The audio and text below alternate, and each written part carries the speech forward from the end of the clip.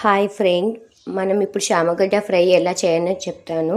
ఇలా ఈ సైజులో ఉన్న శామగడ్డల్ని తీసుకోండి. వీటిని బాగా కడిగేసి మీరు ఉడకబెట్టుకొని ఫ్రై చేసుకుందాం. మనం ఇక ఉడకబెట్టానండి. వాటి అంతా పొట్టు పైన తీసేసి ఇలా అన్నీ కట్ చేసేసుకున్నాను ముక్కలుగా. మీరు ఉడకబెట్టుకోకుండా కూడా చేసుకోవచ్చు, అది మీ ఇష్టం. ఆయిల్లో కొంచెం జీలకర్ర, నేను ఆవాలు, పచ్చిమిర్చి ఒక 2-3 ఆనియన్స్ తీసుకున్నాను. కొద్దిగా కరివేపాకు వేస్తున్నాను. ఇవి బాగా ఫ్రై అయ్యేంత వరకు ఉంచుతాను. కొద్దిగా పసుపు వేసి ఈ కట్ చేసిన ముక్కల్ని అందులో మనం ఫ్రై చేసుకోవాలి బాగా. ఎందుకంటే ఆల్రెడీ ఉడికిపోయినాయి కదా, ఎక్కువసేపు ఒక 2 మినిట్స్ ఉంచితే సరిపోతుందండి. మీరు ఉడకబెట్టుకోకుండా ఉంటే కనుక ఎక్కువసేపు ఫ్రై చేసుకోవాలి. అందుకని నేను ఉడకబెట్టుకున్నాను.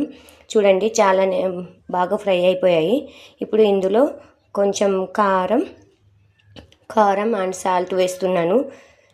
మీరు కూడా ఇలా చేయండి. శామగడ్డ పులుసులా కాకుండా శామగడ్డ ఫ్రై చేసుకోండి, చాలా బాగుంటుంది టేస్ట్. మీరు చాలా ఫాస్ట్గా కూడా అయిపోతుంది. ఇవి కొంచెం ఆయిల్లో మంచిగా కుక్ అయ్యే వరకు కారం, ఉప్పు బాగా కుక్ అయ్యే వరకు ఉంచుకుందాం.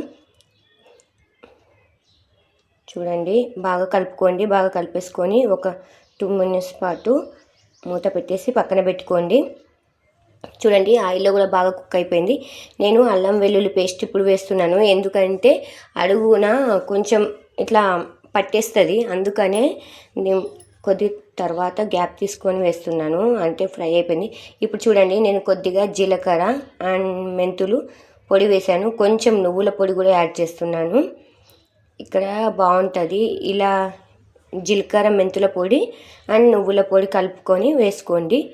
బాగా కొద్దిగా ధనియా పౌడర్ కూడా యాడ్ చేస్తున్నాను. వీటిని బాగా కలిపేసుకొని ఇంకొక 2 మినిట్స్ పాటు మనం మూత పెట్టేసి పక్కన పెట్టేసుకుందాం. చూడండి, తర్వాత కొద్దిగా కొత్తిమీర యాడ్ చేసేసాను. చూడండి, ఫ్రై బాగానే అయింది. స్మెల్ కూడా బాగా వస్తుంది. మెంతులు, జీలకర్ర పొడి స్మెల్ బాగా వస్తుంది. ఇది మీరు రైస్కి బాగా తిన్న, చపాతీకి తిన్నా బాగుంటుంది. లైక్ చేయండి, సబ్స్క్రైబ్ చేయండి. Thank you friends.